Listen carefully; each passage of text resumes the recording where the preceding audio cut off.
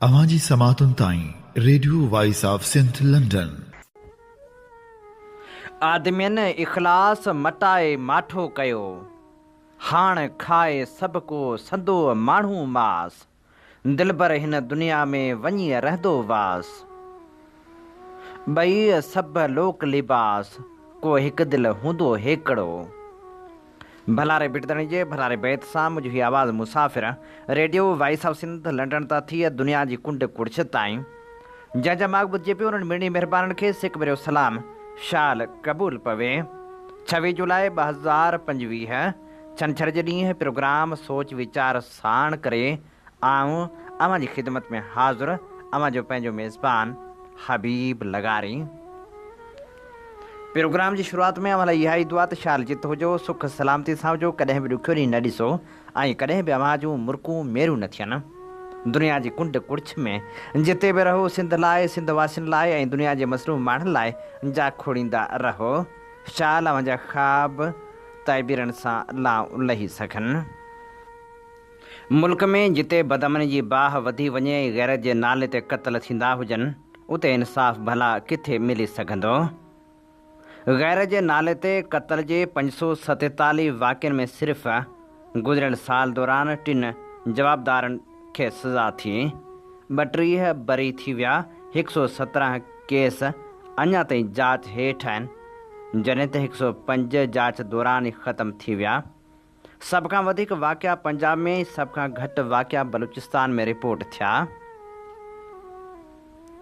SSDO पारां जारी कयल रिपोर्ट में चयो वियो आहे त 2024 दौरान हिकु साल में पंजाब अंदरि 225 वाक़िआ थिया। पुलिस सिर्फ़ 200 जा चालान जमा कराया, 90 अदालतनि ताईं पहुता, जॾहिं त 19 अञा ताईं जांच जे मरहले में आहिनि। पर अफ़सोस वारो पहलू इहो आहे जो उन्हनि में सिर्फ़ु 2 केसनि में सज़ा ॿुधाई वई, 25 जवाबदार बरी थी विया। सिंध में सूरतहाल अञा वधीक ख़तरनाक इन्ही करे बि रही जो 134 केसनि मां 96 जांच जे मरहले खां अॻिते बि नाहिनि वधी सघिया। सिर्फ़ु 21 केस अदालत ताईं पहुता आहिनि।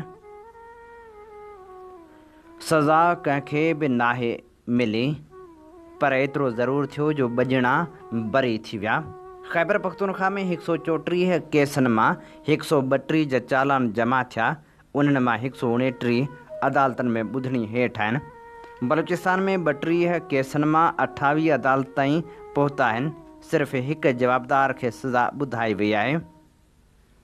रिपोर्ट मूजिबि इहे अंग अखर इंसाफ़ जे निज़ाम में ख़ामियुनि खे ज़ाहिर कनि था।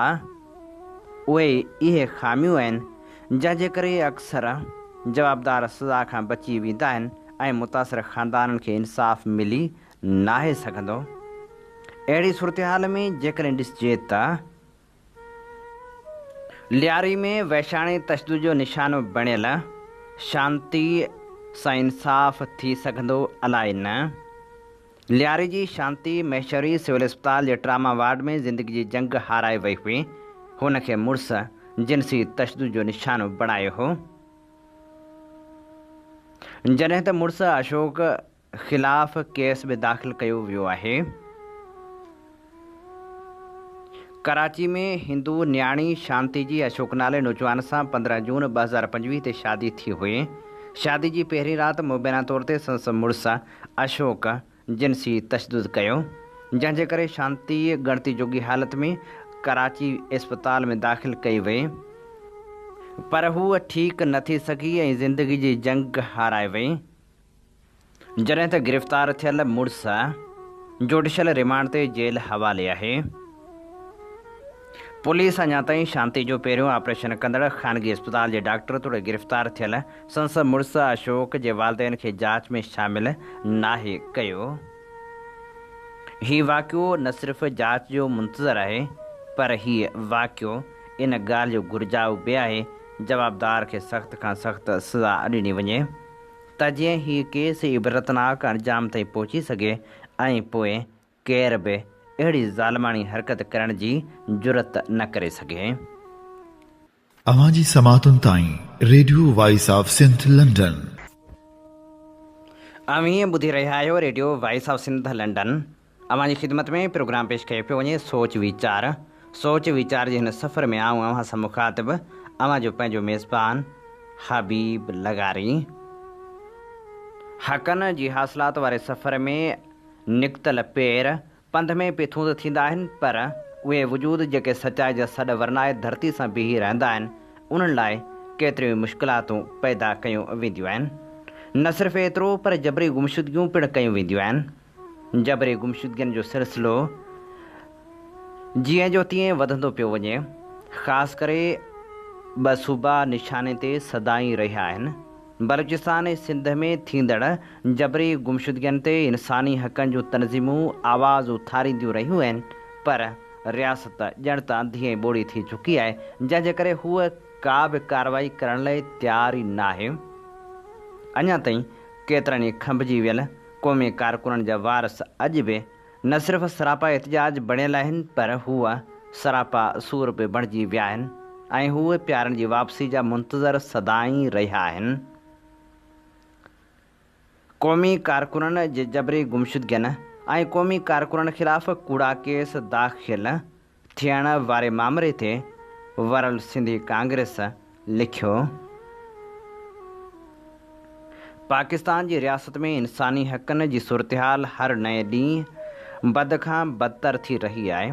हिकु अहिड़ी रियासत जिते 45% खां वधीक आबादी गुरबत जी लकीर खां हेठि ज़िंदगी बसर करे रही आहे, जिते हर साल 1000 खां मथे औरतूं गैर जे नाले ते क़तल थियनि थियूं ऐं जिते बुनियादी इंसानी हक़नि जे हवाले सां पाकिस्तान दुनिया जे 142 मुल्कनि मां 125 नंबर ते बीठो आहे।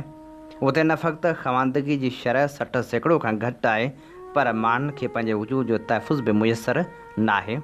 इन सॼी सूरतहाल जा मुख्य कारण रियासती इस्तेहसाल, फ़ौजी बालादस्ती ऐं हुक्मरान तबिके जी मुफ़ाद परस्ती आहिनि। नतीजे तौरु आम माण्हू, ख़ासि तौर ते सिंधी, कीड़नि ऐं माकोड़नि वांगुरु ज़िंदगी गुज़ारण ते मजबूर आहिनि। सिंध जेका हज़ारे सालनि खां पंहिंजी धरती, वसीलनि ऐं सुञाणप जी मालिक रही आहे, अॼु उन जे वारसनि खे ग़ुलाम बणायो वियो आहे। तेल, गैस, कोयलो, समुंड, सिंध जे सभिनी वसीलनि ते वफ़ाक़ जो ज़ोरी कब्ज़ो आहे, पर सिंधी माण्हुनि खे न बुनियादी हक़, न आवाज़ ऐं न इंसाफ़ मुयसरु आहे। जॾहिं को सिंधी पंहिंजे हक़नि लाइ आवाज़ उथारे थो, तॾहिं रियासत उन ते ज़ुल्म जी हर हद खे पार थी करे छॾे। जबरी गुमशुदगियूं, कूड़ा केस ऐं इंतकामी कारवायूं रोज़ जो मामूल बणिजी वियूं आहिनि। सिंध लाइ आवाज़ उथारणु ॼण त पंहिंजे लाइ क़बर खोटणु बराबरि थी वियो आहे। डान अख़बार जी 2 जुलाई 2025 जी रिपोर्ट मूजिबि पाकिस्तान में 2011 खां 2025 ताईं जबरी गुमशुदगियुनि जा 10,592 केस दर्ज थिया आहिनि। रुॻो हलंदड़ साल जनवरी खां जून ताईं 125 नवां केस रजिस्टर थिया आहिनि ऐं हक़ीक़त में अणगणिया केस त अञा ताईं रजिस्टर बि न आहिनि थिया। असां सम्झूं था त हीअ रियासत सिंधी माण्हुनि खे दॿाइण, ख़ौफ़ज़दा करण ऐं संदनि जदोजहद खे ख़ामोश करण लाइ उन्हनि खे खंभे गुम करे या कूड़नि केसनि में फासाए रही आहे, पर सिंधी क़ौम ही ज़ुल्म हाणे वधीक क़बूलण लाइ तयारु न आहे। सिंध मां खंभे गुम कयल क़ौमी कारकुननि में डॉक्टर फ़तेहमद खोसो, इंसाफ़ दायो, कासिफ़ टिगड़, एजाज़ गाहो, पठान खान ज़ोहराणी, सुहेल रज़ा भट्टी, अयूब कांधड़ो, आशिक़ मंगसी, तालिब लगारी, सरवेज नुहाणी, अलाह वधायो महर, मुर्तज़ा जुणेजो, ज़फ़र चांडियो, मोहन मेघवाड़, शिराज सुमरो, इम्तियाज़ मीराणी, शोबान आमिर ऐं शुएब चांग, सनी भट्टी ऐं दरिया ख़ान राजपर शामिल आहिनि। उहे सभु नौजवान पंहिंजी धरती, ॿोली, वसीलनि जे तहफ़ुज़ ऐं हक़नि लाइ बेख़ौफ़ आवाज़ बणिया ऐं नतीजे में संदनि आवाज़ खे ज़ोरी ख़ामोश कयो वियो।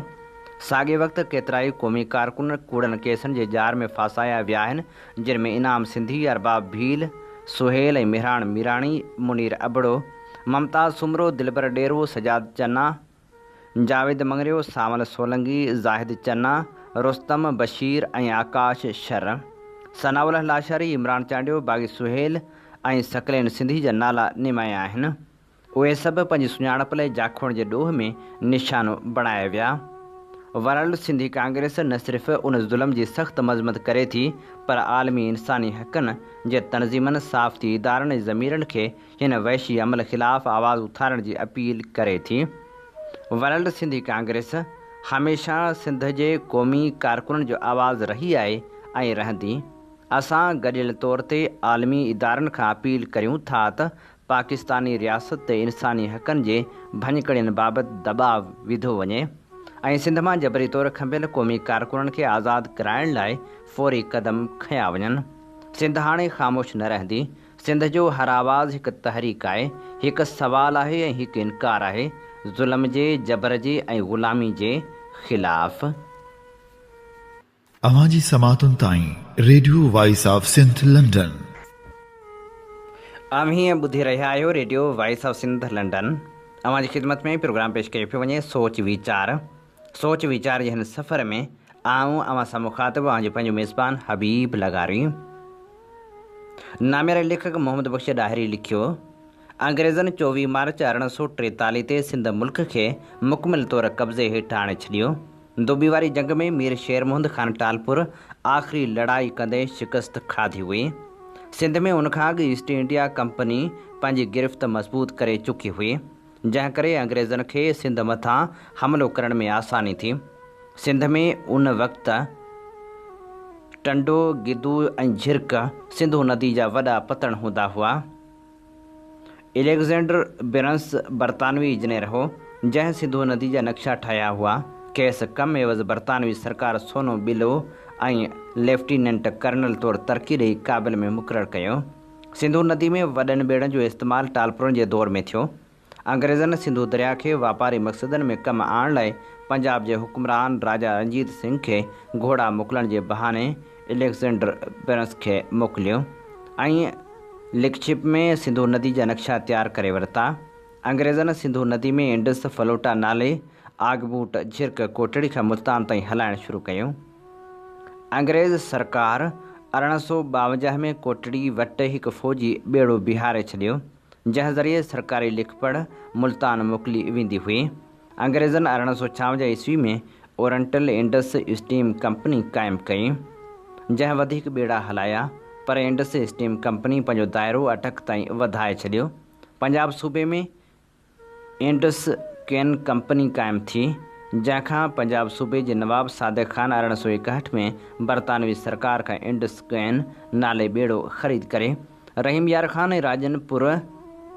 राजनपुर विच में हलाइणु शुरू कयो, जंहिंजो ढांचो अॼु बि सुठी हालत में सिंधू दरिया जे पुराणे पेट में राजनपुर वटि मौजूदु आहे। बहरी ॿेड़नि जी उन कंपनी में हसन अली आफंदी बि कमु कयो, जंहिंजी जनाह सां दोस्ती थी ऐं कराची में सिंध मदरसो क़ाइमु कयाईं। 12 सितंबर 2011 टंडे मोहम्मद ख़ान ज़िले जे मुला कातियार वेझो अंग्रेज़नि जे ॿुॾी बहरी ॿेड़े जो ढांचो ज़ाहिरु थियो। जॾहिं कोटड़ी पुल वटि इंडस फिलोटा जो ढांचो बि ज़ाहिरु थियो, उन हवाले सां मनोज कुमार तरफ़ां बि सिंधू ते हलंदड़ आगबूटन कहाणी नाले सां तहक़ीक़ थियल आहे। हीअ तारीख़ी ॻाल्हियूं आहिनि जेके असांजी सोच ऐं नज़र खां ओझल आहिनि। सिंध में मुसलसल पीपी जी हुकूमत आहे। 15 सालनि खां वधीक अरसो गुज़री चुको आहे। पीपी मुसलसल हुक्मरानी कंदी पई अचे, पर ईअं महसूसु थी रहियो आहे ॼण बहितर हुक्मरानी बदिरां इक़्तिदार जे नशे में मस्त मगन हुकूमत हलंदी पई अचे। हाणे त डिक्टेटरशिप जो मुज़ाहिरो बि कयो पियो वञे। जॾहिं बि केरु एहतजाज करे थो त उन ख़िलाफ़ कार्रवाई कई वञे थी।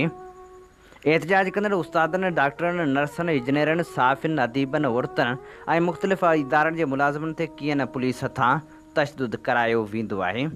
ॿियो त ठहियो हक़ घुरण ते पुलिस एहलकारनि खे बि बख़्श नाहे कयो वेंदो। ईअं पीपी जी सिंध हुकूमत इहो तासर जोड़े रही आहे त उनखे सिर्फ़ु वोट खपनि। वोटर जे मसइलनि खे हल करण बाबति उहा को आवाज़ ॿुधणु नथी चाहे। इन हवाले सां हिकु रिपोर्ट आहे त पाकिस्तान स्टील मिल इंतिज़ामिया पारां गुलशन हदीद जे रहवासियुनि ऐं सरकारी कॉलोनी स्टील टाउन जे रिहाइशनि जे 2 हफ़्तनि खां पाणी बंदि हुजण ख़िलाफ़ अवामी धरणे खे जुर्म करार ॾींदे 52 मुज़ाहिरीन ख़िलाफ़ केस पिणु दाख़िल कया आहिनि। पुलिस जी अहिड़ी जारियत ख़िलाफ़ गुलशन हदीद जे रहवासियुनि सियासी समाजी ऐं सिविल सोसाइटी जे अॻुवान सख़्तु मज़मत कंदे चयो आहे त पाकिस्तान स्टील मिल इंतिज़ामिया जी हठ धर्मी सबबि सॼो इलाइक़ो करबला जो मैदान बणियलु आहे। माण्हू पंहिंजे बुनियादी हक़नि जी ॻाल्हि बि नथा करे सघनि। सो इहा आहे PP जी सिंध सरकार, जंहिं धाड़ेलनि फ़ौरन ऐं ॾोहारियुनि खे त बेलगाम छॾे ॾिनो आहे। बाक़ी जाइज़ हक़ घुरण ते आवाज़ उथारण ऐं एहतजाज करण ते शरीफ़ माण्हुनि ते केस दाख़िल करे खेनि तंग कयो पियो वञे त जीअं उहे पंहिंजा जाइज़ हक़ न घुरनि। असल में इक़्तिदारी नशो ई आहे, ॿियो कुझु बि न आहे। सिंध सरकार तजुर्बेकार हुकूमत हुअण जो मुज़ाहिरो न करे रही आहे। हूअ सुठी हुक्मरानी जो मिसाल क़ाइमु करण बदिरां तशदुद जो सहारो वठी रही आहे ऐं अवाम खे इहो पैगाम ॾेई रही आहे त हाणे केर बि हक़ न घुरे। अवां जी समातुनि ताईं radio voice of Sindh London. अवीं ॿुधी रहिया आहियो radio voice of Sindh London. अवां जी ख़िदमत में प्रोग्राम पेश कयो पियो वञे सोच वीचार जे हिन सफ़र में आऊं अवां सां मुखातिब अवां जो पंहिंजो मेज़बान हबीब लगारी। पाकिस्तान आख़िर कहिड़े पासे बीहंदो, इन हवाले सां हबीब जतो ई लिखे थो। मूं गुज़िरियल स्टेटस में पंहिंजो तजियो पेश कयो हो त भारत कंहिं बि तौर ते चीन जे ख़िलाफ़ु अमरीकी प्रॉक्सी जंग विढ़ण लाइ तयारु न थींदो ऐं अमरीका खे मुल्कनि जी बाहि मरोड़े बल्कि ज़रूरत पवण ते बाहि कपे पंहिंजी एजेंडा पूरी करण जो हुनर हुअण सां गॾु ताक़त पिणु आहे। उन करे उन भारत खे राम करण लाइ हर हरबो हलाइण जो फ़ैसिलो कयो आहे ऐं 4 ॾींहंनि वारी जंग में पाकिस्तान जो साथ ॾेई भारत खे वाज़ह पैगाम पिणु ॾेई चुको आहे। भारत ट्रंप जी पॉलिसी ऐं हिकमत अमलियनि तोड़े हथकंडनि खां पूरी रीति वाक़ुफ़ु आहे। इन करे उन ट्रंप जे ईंदे ई चीन ॾांहुं पंहिंजी हिकमत अमली में आहिस्ते आहिस्ते बदिलाव आणणु शुरू करे ॾिनो आहे। जनवरी 2025 में ट्रंप जे ईंदे ई भारत गलवान वाक़िए 2020 खां वठी चीन ॾांहुं डायरेक्ट वेंदड़ भारती फ्लाइट्स 5 सालनि जी डिघी बंदिश खां पोइ बहाल करे छॾियूं, जेके 5 सालनि खां बंदि हुयूं। चीन गलवान वाक़िए खां 1.5 साल पोइ 2022 में भारत जे शागिर्दनि तोड़े प्रोफेशनल जे लाइ चीनी वीज़ाऊं खोले छॾियूं हुयूं, पर भारत 5 सालनि खां पोइ चीनियुनि जे लाइ वीज़ा जारी करण जो ऐलान कयो। हिन साल शंघाई कोऑपरेशन काउंसिल जो चीन में थींदड़ सरबराही इजलास में हूअं भारतीय वज़ीर-ए-आज़म नरेंद्र मोदी जी शिरकत जेका कच्छ पक में हुई, चयो पियो वञे त भारतीय परॾेही वज़ीर जयशंकर जे ताज़ी चीन यात्रा ॿिन्ही मुल्कनि में नई तारीख़ी लाॻापनि जी शुरूआति जो ॾस ॾिए थी। इन्ही पस मंज़र ऐं पेश मंज़र में रशिया, इंडिया, चाइना ट्राइका जे इतिहाद जूं हिकु पूरे ॾहाके खां पोइ हिकु दफ़ो ॿीहर ॻाल्हियूं ज़ोर शोर सां शुरू थी वियूं आहिनि। न सिर्फ़ु एतिरो, पर बरक्स खे मुआशी सरगर्मियुनि जे फोरम जे बरक्स नेटो जहिड़ो फ़ौजी इतिहाद बणाइण ते पिणु संजीदगी सां सोचियो पियो वञे। आऊं हिकु दफ़ो ॿीहर पंहिंजी राय वरजाइण थो चाहियां त भारत ऐं चीन ॿिन्ही वटि पंहिंजे इख़्तिलाफ़नि जो हल कढी हिक ॿिए जो दुश्मन बणिजण बजाए दोस्त बणिजणो पवंदो। ॿी सूरत में 21वीं सदी जंहिंखे एशिया जी सदी कोठियो ऐं सम्झो वञे पियो, हिकु दफ़ो ॿीहर अमेरिका ऐं यूरोप जे साज़िशनि ऐं उनजे मुफ़ादनि जी पूराई लाइ ॿारणु बणिबी ऐं एशिया जी अज़मत जो ख़्वाबु पूरो थियण बजाए भवाइतो ख़्वाबु बणिजी वेंदो, जंहिंमें सभ खां वॾो नुक़सानु बि भारत ऐं चीन जो ई थींदो। जेकॾहिं चीन ऐं भारत ठाह करे इतिहादी थी वेंदा त पाकिस्तान कहिड़ी पोज़ीशन वठंदो? भारत जेकॾहिं चीन सां ठाह कंदो त आम फ़हम ॻाल्हि इहा आहे त पाकिस्तान अमेरिका जो इतिहादी थींदो, पर इहो एतिरो सवलो बि कोन्हे। पाकिस्तान पंहिंजे वजूद जी बका लाइ 80 सैकड़ो खां बि मथे मिलिट्री हार्डवेयर ॿियो जंगी साज़ो सामान चीन खां पियो वठे ऐं ॿियो त पाकिस्तान वटि मुआशी बहिरान सबबि भारत जे मुक़ाबले में जदीद 5th जनरेशन फाइटर जेट तोड़े जदीद एयर डिफेंस सिस्टम ऐं जदीद एडवांस मिज़ाइल सिस्टम वग़ैरह ख़रीद करण लाइ डॉलर कोन्हे। चीन तमामु वॾे डिस्काउंट ऐं ओधर ते पाकिस्तान खे इहो मिलिट्री हार्डवेयर मुहैया करे थो। ॿिए पासे अमेरिका पंहिंजी तारीख़ जे बदतरीन मुआशी दौर मां पियो गुज़रे ऐं पंहिंजे आलमी चौधराइप खे क़ाइमु करण लाइ खेसि रोकड़ा खपनि ऐं उहे काफ़ी तइदाद में मुहैया हुअण सबबि अमरीकी चूंडियल जमहूरी सदर खे क्रिमिनल डॉन जिया मुल्कनि खे ट्रेड टेरिफ लॻाइण जूं धमकियूं ॾियणियूं पवनि पियूं। न सिर्फ़ु एतिरो पर अमरीका जा हुक्मरान तबिका उन मुआशी बहिरान जे हल लाइ टीं आलमी जंग कराइण जी हिकमत अमली ते गामज़न आहिनि। इन करे पाकिस्तान खे इन हवाले सां अमरीका खां के वॾियूं उमेदूं कोन्हनि त को अमरीका माज़ी वांगुरु बिलियन ऑफ डॉलर पाकिस्तान जे हुक्मरान खे ॾेई छॾींदो ऐं असांजा हुक्मरान तबिका अमरीकी प्राक्सी जंगियूं पिया विढ़ंदा। तोड़ जो सिधो सादो मंतक इहो ॿुधाए थो त पाकिस्तान जे हुक्मरान तबिकनि खे चीन जे पासे बीहणु घुरिजे, पर पाकिस्तानी हुक्मरान तबिकनि खे अमरीका जी फ़ौजी ताक़त ऐं उनजे पाकिस्तान जी सिविल तोड़े अस्करी इदारनि में कयल सीड़प समेत सॼी सोसाइटी में मुदाख़लत लॉबिंग एतिरी जझी ऐं हमागीर आहे जो उहे अमरीकी हुकम अदूली जो तसवर बि नथा करे सघनि। हूअं बि ख़ासि तौर ते सॼी इस्लामी दुनिया जे हुकूमतनि ऐं हुक्मरान तबिकनि जी हालत ॾिसी अक़ल दंग रहिजी वञे थो त अॼु जूं दुनिया जूं जियो स्ट्रेटजिक हालतूं अहिड़ियूं आहिनि जो हुक्मरान तबिकनि जी सोच मुफ़ाद ऐं बुज़दली ॾिसी उन ते थुकण काण दिलि थी चवे। तुर्की एर्दगान जो मिसाल वठो जेको नक ते मेर नथो सहे ऐं पाण खे इस्लामी दुनिया जो हक़ीक़ी अॻवान ऐं वारस सम्झे थो। हुन जो शाम जे बाल्कनाइज़ेशन में किरदारु ॾिसो। एर्दगान जेको पाकिस्तान जे हुक्मरान तबिके वांगुरु ई इस्लाम ऐं मुसलमान जे मुफ़ादनि जो पाण खे चैंपियन करार ॾिए थो, उहा अमरीका ऐं इसराइल सां गॾिजी शाम जा टुकर टुकर करण वारे मनसूबे जो मुख्य किरदारु आहे। एर्दगान पाकिस्तान जे हुक्मरान तबिकनि ख़ासि तौर ते शरीफ़नि जो रोल मॉडल रहियो आहे। पाकिस्तान जा हुक्मरान तबिका तुर्की खे रोल मॉडल तौरु फॉलो कंदा रहिया आहिनि। सो मुसलमान हुक्मरान तबिकनि जो एतिरो त किरियल किरदारु आहे जो कंहिं ख़ुददार गैरतमंद इंसान खे उन्हनि खे थुक हणी पंहिंजी थुक बि ज़ाया न करणु घुरिजे। पाकिस्तान बुनियादी तौर ते पंजाबी मुफ़ादनि जी पूराई वारी रियासत आहे। हिन मुल्क में पंजाब जा हुक्मरान तबिका पंहिंजे गिरोही मुफ़ादनि लाइ मुल्क जूं दाख़िली तोड़े परॾेही पॉलिसियूं ठाहींदा आहिनि। पंजाब जा हुक्मरान तबिका सदियुनि खां गैर मुल्की धारियुनि आकाउनि जी बैत ऐं ताबेदारी कंदा रहिया आहिनि। इन करे मुंहिंजो सोचियल सम्झियल ऐं हज़ार दफ़ा इहो ई मौक़िफ़ आहे त चीन अमरीका तोड़े भारत जी इम्कानी जंग में पंजाबी उन क़ुवत सां गॾु बीहंदा जेका फातह थींदी। फातह केरु थींदो उहो सभ खां वॾो ऐं अहम सुवालु आहे। महाभारत में सिंध जो बादशाह जीदर्थ उन ॻठ ॻोत करण में नाकाम थियो ऐं कृष्ण ऐं पांडवनि जे ख़िलाफ़ु कौरन जो साथ ॾिनो ऐं कौरन जॾहिं पांडवनि खां हारायो त हाराईंदड़ जे साथ ॾियण में सिंध ऐं हिंदू जो अलॻि बुनियादु पियो ऐं सिंध पंहिंजे वसी इलाइक़नि तां हमेशह लाइ हाकमियत वञाए वेठी।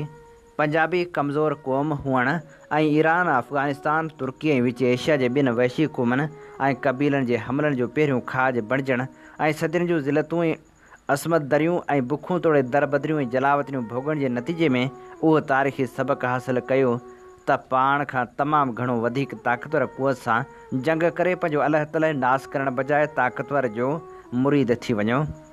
असांजे कामरेड दोस्तनि खे मुंहिंजी इन राय ते बछा थी वठे ऐं उहे गैरत जो इज़हार कनि था, पर उन्हनि खे इहा ॻाल्हि सम्झणु घुरिजे त उन मती ऐं मुरीद थियण वारे हिकमत अमली तहत पंजाबी अॼु न सिर्फ़ु एटमी ताक़त आहिनि पर तमामु वॾे तकबुर ऐं गुरूर सां सिंधियुनि पठाणनि बलूचनि ऐं सराइकियुनि खे बार बार जूता हणंदा रहनि था ऐं असां मां को बि कुझु ई नथो सघे। जेको कुछे थो सो मरे थो। सो पाण पंहिंजे मौज़ू ते मोटी था अचूं। पंजाबी खटंदड़ जे पासे बीहंदा पर पंजाबियुनि जे मसइलनि खे ॾिसण ऐं सम्झण जी सलाहियत महदूदु आहे। उहे कुझु सालनि जी बहितरीनु हिकमत अमली ठाहे पाण खे हर दफ़े बचाए त वठनि था पर मामरनि जी दूर रस नज़र वठणु कोन्हे। उन करे उहे तारीख़ जे हिन इंतिहाई अहम मोड़ ते जेकॾहिं खटंदड़ जो सही इदराक हासिलु न करे सघिया त पाकिस्तान शाम जेतिरो झटको बर्दाश्त करे न सघंदो, छो त मामरनि जी सितही ऐं कोताह बीनी सां शयुनि खे जाचण ऐं फ़ैसिला साज़ी सबबि मुल्क जे अंदरि हिननि कंहिंखे बि सॼणु नाहे रखियो ऐं परॾेही फ्रंट ते अमरीका चीन सऊदी अरब तोड़े बर्तानिया ऐं यूरोप जे ॿियनि मुल्कनि खे पंहिंजे अंदरि एतिरी मुदाख़लत लाइ सहूलियत कारी कई आहे जो हिकु कैंप खे नाराज़ करण सां बि हिकु धक बि सही न सघंदा। मिसाल तौरु उन इम्कानी टाकरे में पाकिस्तान जेकॾहिं अमरीका जो साथ ॾींदो त चीन ऐं भारत पाकिस्तान जा धाणा कढी छॾींदा ऐं जे चीन जो साथ थो ॾिए त अमरीका पिण संदसि सन्ही बि कढी छॾींदुसि। पाकिस्तान पाण खे ॾाढी ॾुखी पोज़ीशन में फासायो आहे। रही ॻाल्हि गैर जानबदार रहण जी या ॿिन्ही खे राज़ी रखण जी, त जॾहिं भारत एॾी वॾी मुआशी फ़ौजी तोड़े सियासी सघ रखण जे बावजूदु गैर जानबदार पोज़ीशन चाढ़ण जे बावजूदु नथो रखी सघे, त पाकिस्तान जंहिंजी साल जी बजट गैर मुल्की कर्ज़नि ते ठहंदी हुजे, उहो गैर जानबदार कीअं थो रही सघे। बहरहाल उनखे दुरभर थियणो पवंदो, ऐं जेकॾहिं उन कंहिं बि सबब या सबबनि जे करे ग़लति इतिहादी जी चूंड कई, त पोइ संस अलाह वाही आहे।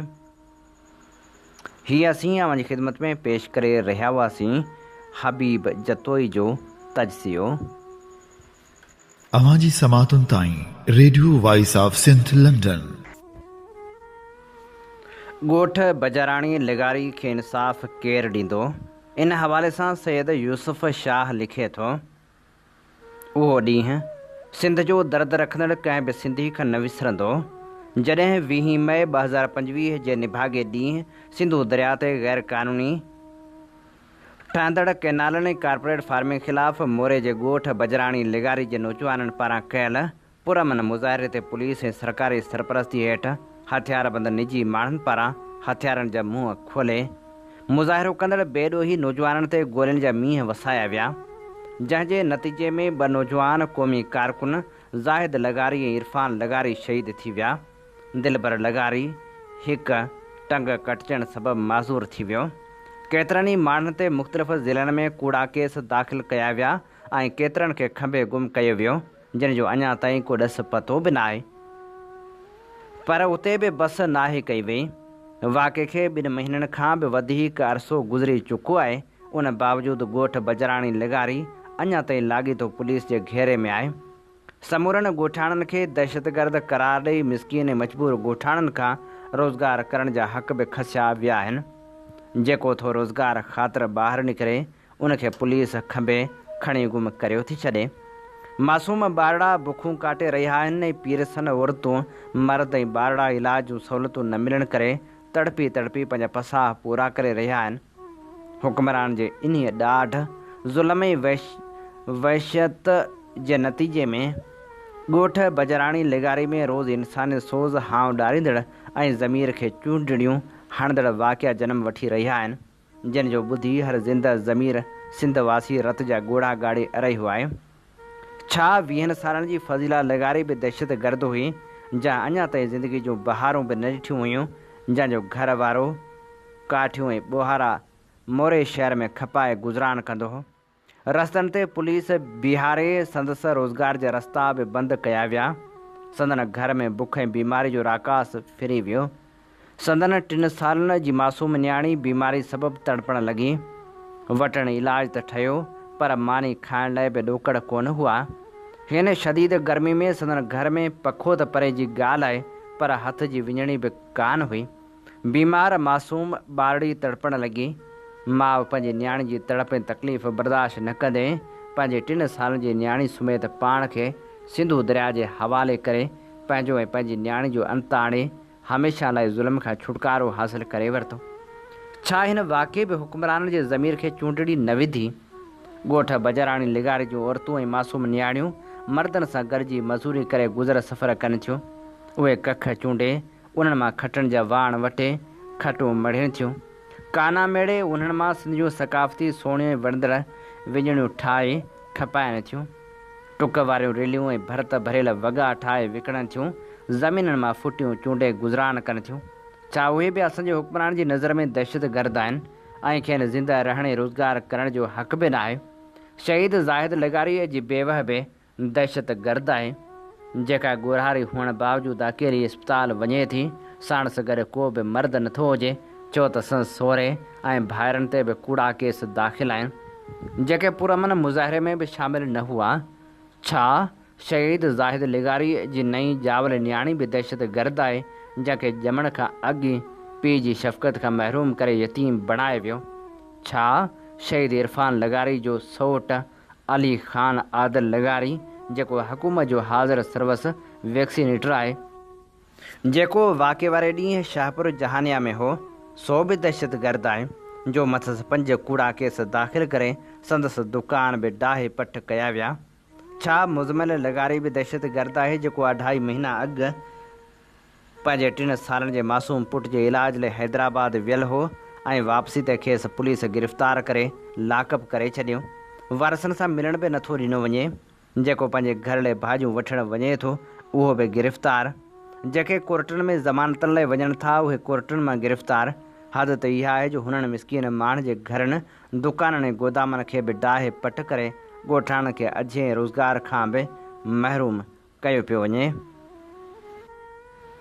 हुक्मरान धरती धणियनि ॻोठ लेगारी बजराणी जे रहवासियुनि खां रोज़गार जो हक़ खसे, इलाज जे हक़ खां महरूम करे, खाधे पीते जूं शयूं हासिल करण जा गस बंदि करे, समूरनि बुनियादी इंसानी हक़नि ऐं ज़रूरतनि खां महरूम करे, गैर इंसानी सलूक करे, मथनि ॾाढ ऐं ज़ुल्म करे खेनि सिंध धरती सां प्यार करणु ऐं सिंध जा हक़ ऐं वसीला वापसि वठण लाइ कयल पुरमन जदोजहद जे ॾोह जी साह ॾेई खेनि इबरत जो निशान बणाइणु चाहिनि था त जीअं सिंध मां ॿियो को बि शख़्स पंहिंजे हक़नि हासिल करण लाइ आवाज़ बुलंद करण जी ज़रूरत न करे सघे। त ॿिए पासे अहिड़ियूं ख़बरूं बि हली रहियूं आहिनि त ॻोठाणनि खे हर सूरत में हिसाए ऐं डिॼारे ॻोठ ख़ाली कराए उन ज़मीन ते बि कब्ज़ो कयो वञे। इन मक़सदु हासिल करण लाइ हुक्मराननि खे वधीक नौजवाननि ते गोलियूं वसाए शहीद करणो पवे या फज़ीला लगारी जहिड़ियूं नियाणियूं आपघात करे हिन बदबूदार समाज जे मुंहं ते दांगी मलनि, उन सां हिननि हुक्मरान ते को बि फ़र्क़ु पवणो न आहे। पर खेनि यादि रखणु घुरिजे त ॻोठ बजराणी लिगारी धरती ऐं दरिया जे शहीदनि जो ॻोठु आहे जेके पंहिंजो रत सिंधु जे पाणी ऐं धरती जी मिटी में मिलाए चुका आहिनि, जिते ज़ुल्म ऐं नाइंसाफ़ियूं वधियूं आहिनि, जिते क़ानून जी हुक्मरानी जी जाइ झंग जो क़ानून वालारींदो आहे, जिते हुक्मराननि खे इक़्तिदार जी हवस ऐं पैसे मिलण जी लालच बेहस ऐं ख़ुदगर्ज़ बणाए छॾींदी आहे, जिते ज़ुल्म इंतिहा ते पुॼंदो आहे, जियापे जूं समूरियूं उमेदूं ख़तमु थी वेंदियूं आहिनि, तॾहिं मौत जो डपु बि ख़तमु थी वेंदो आहे ऐं उतां खां ई बग़ावतूं जनम वठंदियूं आहिनि। अॼु असांजी धरती असांखां खसी पई वञे, असांजा वसीला असांखां फुरिया पिया वञनि, असां सां ग़ुलामनि वारो सलूक रवा रखियो पियो वञे, माइरनि ऐं पीअरनि जे साम्हूं संदन जोधा जवान क़ुर्बान कया पिया वञनि, असांजा घर डाहे बेघर ऐं दुकान डाहे बेरोज़गार कयो पियो वञे, असांजी क़ौमी सुञाणप ते वार कयो पियो वञे, असांजे जीअण जा समूरा गस बंदि कया पिया वञनि। उहे समूरा मंज़र सिंध ॾिसे पई, सिंध महसूसु करे पई, सिंध सोचे पई, सिंध ज़रूरु उथंदी, सिंध पंहिंजी क़ौमी बका लाइ पुरमन जदोजहद लाइ उथंदी ऐं समूरनि ज़ालमाननि कारवाइनि खे उरांघे सोभारी थींदी। हीअ असीं अवांजी ख़िदमत में पेश करे रहिया हुआसीं सैयद यूसुफ शाह जो लिखियल ख़ूबसूरत लेख। इन ते ई प्रोग्राम सोच वीचार जो वक़्तु पुॼाणी ते पहुचे थो।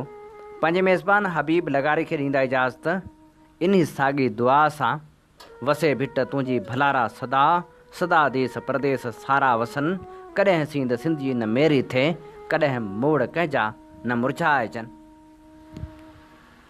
अवांजी समातुनि ताईं radio voice of Sindh London